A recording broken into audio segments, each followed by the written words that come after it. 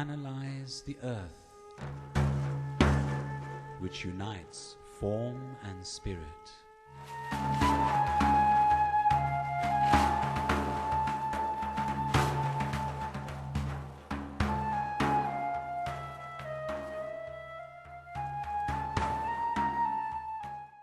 Where Unstructured Light was concerned, it came to me in my early 20s, what is the meeting point between a singer, actor, a dancer, a musician, and a spoken word, a poet, or a speaker, an orator? Looking at how one would go about formulating or structuring a strategy to explore that was my main objective. So I looked at exploring the unconscious through what I knew best, which was movement, rather than just meditation techniques. And I incorporated those together with energy development techniques, group dynamic skills, and trying to understand the commonality of how we communicate non-verbally initially, and what we in the somewhat alternative world called energy. What came to my realization was the level at which the intercommunication was happening was on these quantum, more nano levels in between our minds, our feelings, our thoughts and our emotions, where the interaction of performing artists were concerned. I looked at creating a foundation that became like a carpet that we all wove together, and everybody effectively was guided to learn how these processes work, where they stem from, given techniques in the hope that they would learn to be able to develop skills that became part of them and they could take into their actual work as musicians, singers, actors, dancers, etc. And then looking at how all of those variables created an interface. And that interface, it is on that other level, which I will now use the term as quantum to describe. Because if you look at it on the face of the actual physicality of what goes on, we're standing, moving, sounds come out, someone will pick an instrument up, but effectively we're all shifting normal consciousness state going into an altered state of consciousness. And in the altered states of consciousness we are actually learning to channel. And this is where a lot of all the work was born from. So many years have been spent in the foundation, establishing this very solid and clear foundation in terms of how to go into state, how to learn to channel, not by accident. I was looking at a way where the process of entering into state is repeatable, and it's done so consciously, and it's done so voluntarily, and it's done so with awareness, and it's done so in a way where you can record the process, and it's not someone else and their magic where they press buttons, make a chant or a few prayers or whatever that brings you into the state. And I think that's very, very important, because it puts the issue of responsibility and the empowerment of the process back into the hands of the individual concerned, so that they can basically hold the energy and become self-generating and self-sustaining in that entire process. And only when something like that happens, where everyone's minds then are linked and interconnected, they're not needing even to look at each other anymore. They can sense each other through their five senses, and they can see each other from another level of awareness. You could call it consciousness. And that's the foundation of how Unstructured Light developed. And incidentally, the name, when I'm asked, did come through a vision. And one day I got to see a copy of first handwritten Bible, and I opened up the first page, and there was a description in that. It's a Byzantine. It was in Byzantine Greek of the 3rd century, and it said that in the beginning there was the light, and within the process of its manifestation, it was unstructured. And I was quite surprised, and not so much shocked, but quite surprised to see how that description came out. So my motivation was to find the foundation that is common to every single one of us, and the source from whence we come. How do we communicate? Is it precognitive?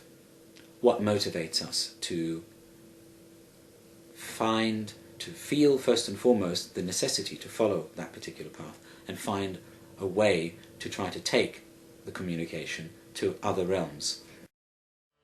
I joined the group in '96, and it was quite an amazing experience because I performed a lot since I was a child, and people were feeding back things which I had never really heard before. Some people would be sitting in the audience and they came up to me after and they said, you know, I don't even like dance, and I was completely mesmerized. You could have continued for hours and hours and hours. So I knew there was something very powerful taking place, something very deep, which was touching people in a different way. It wasn't like a performance where you are putting on a show, which is fine. There's a place for entertainment as well. But I felt that this was going much deeper. People who weren't even necessarily interested in this were having some kind of experience internally. And the same was happening for me, because when I started to go deeper and I started to work with the meditation process, actually a dance started to reveal itself to me. And I think this is where it actually began, really, was this process of it happening, whereas I had always had to make it happen.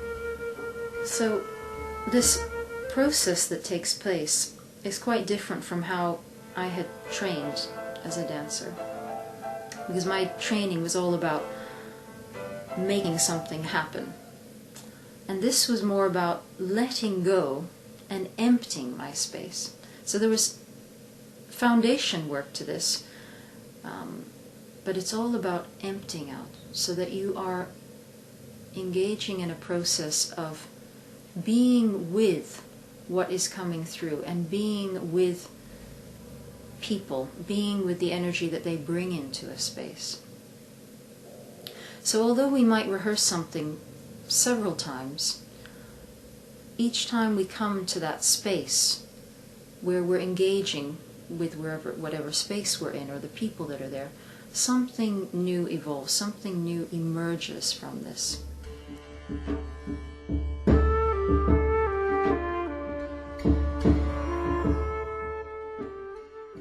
Unstructured light is an unusual phenomenon in that we deal a lot with space, but to a degree it's not to do with spaced outness. It's actually to do with entering a space and being aware of the space we enter. I'm sure we've all had experiences of entering a church or somewhere that's had a lot of meditation practiced in it over many, many years, and actually feeling the calmness of the space. So it's degrees of how we feel this, and of how we feel, whether we just feel in the emotion, or whether we feel in the body, or whether we feel in the mind or the psyche. And musicians in general are usually very sensitive to many aspects of sound. And that sensitivity will translate into emotions, thoughts, heart feelings. And so when sound is heard and perceived in a particular way, it creates an effect in the body, in the mind, and the emotional space, and the psychic space. And so it depends how much we observe what's actually going on in that process. And I partly say that, I reflect that, because what happens in that space happens to some degree because of the space that the musician or the singer or the cantor is in when they actually create that sound. The sound comes before it's actually uttered. The space is already prepared. If there's a unity with the space, with the actor or the musician or the dancer, if that unity is already there before entering, then the entering is already done. and the audience will perceive this in a particular way. My background as an artist was in dance and movement, and I was always very motivated by sound, not only music, but sounds that we produce from within, including our own heartbeats, and listening even to the resonance as one speaks, or one's own voice within the head. So I had a background, apart from the movement forms that I had participated in, that I had studied and learnt, in therapy and in healing, because it was passed down to me by my mother. My family comes originally from Georgia in the south of Russia, and my culture is one where music, dance and song is something everyone participates in. So it's basically an expression of just being alive and celebrating life itself. And we have a saying that dance is the longevity of life.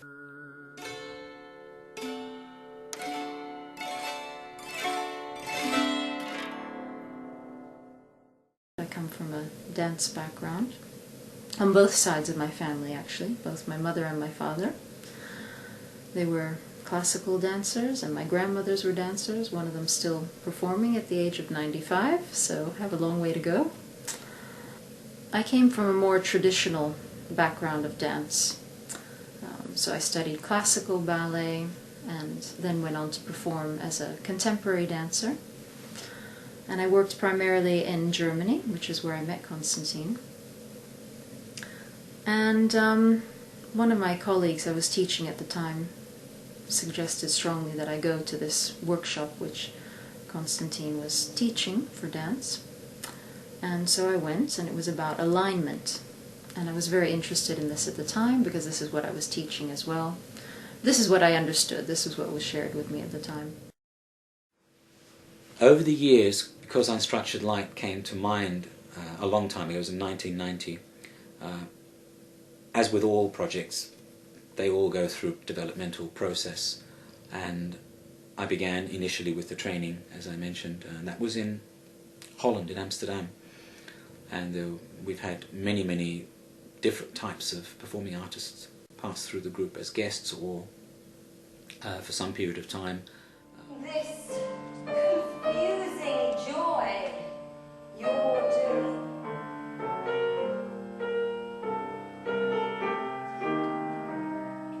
The founding members, they've been around pretty much from its inception.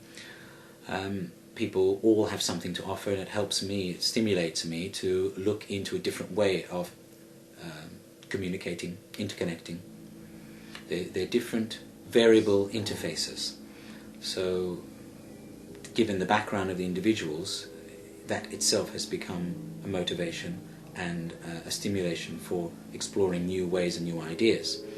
But fundamentally, it's always been based on repeatability, looking at a set of parameters that one could follow, and what I call a portal, a way in, the door from these normal realms, what the conscious mind acknowledges, recognizes, acknowledges, and then sees as normal, and those other realms which are out of the box.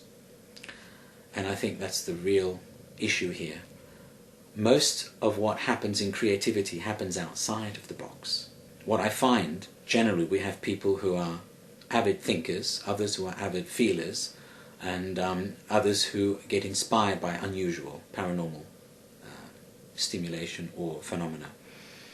And more recently, let's say over the past 20 years, there have been more and more scientists who are focusing on a more metaphysical perspective, both of life and how to explain both their own science and that in general which is happening around us in our daily lives.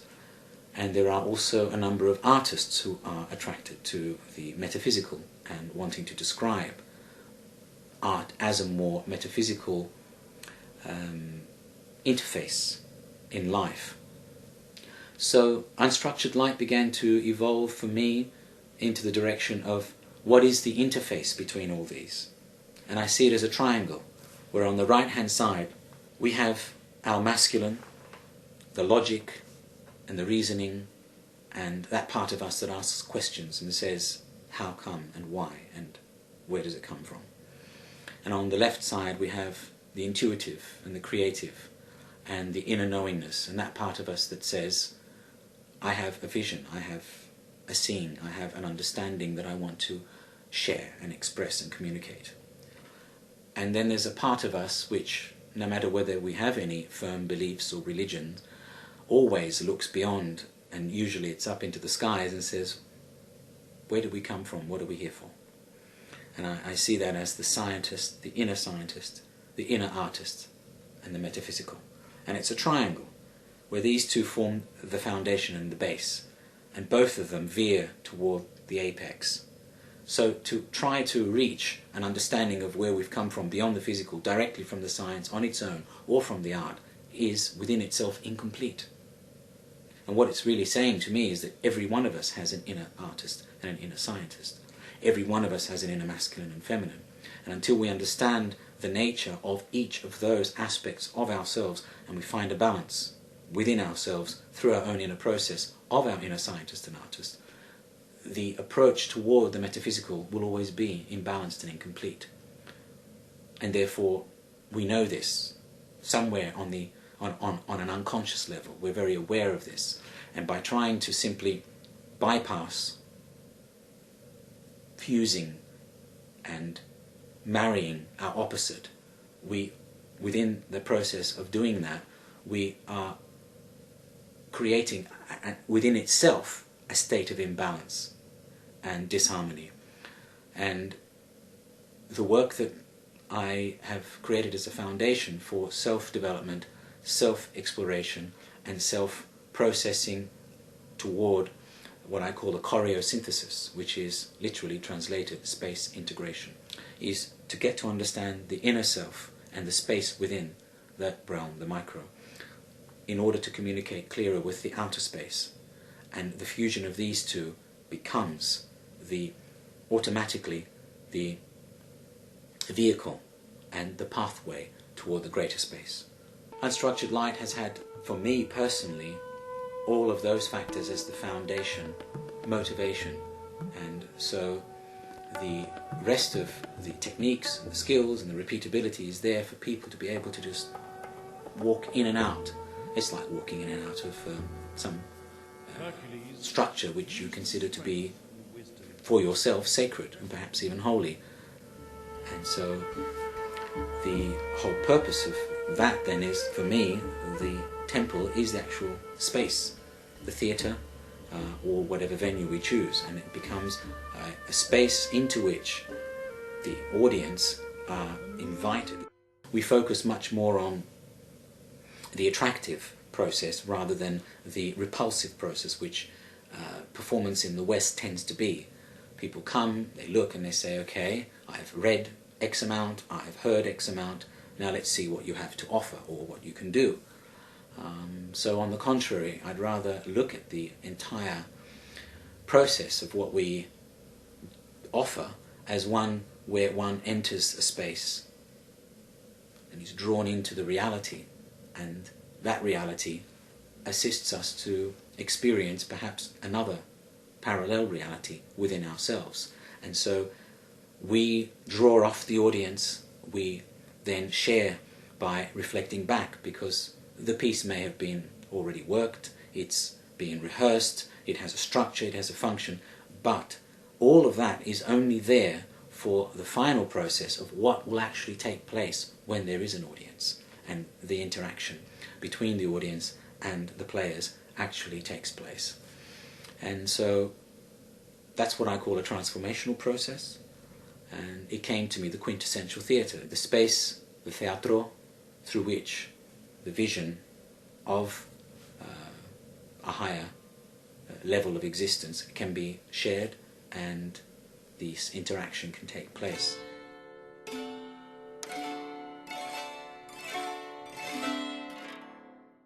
We often get commissioned to do pieces, and 2 years ago I had a trust called the Loosest Trust, based on the works of Alice Bailey, who was an esoteric writer. One of the practitioners, of the Bailey practitioners, is also a musical composer, got inspired by the Labours of Hercules, where she fused the 12 astrological signs with the 12 Labours of Hercules to show the interconnectedness of every single sign. That it doesn't matter what sign you're born in, you're going to be experiencing it because we go through that same inner process of purification. And Hercules, although it was in the form of a man, doesn't mean that there isn't a Herculana. Hercules, son of Zeus and Hera, born from the stars and their constellation,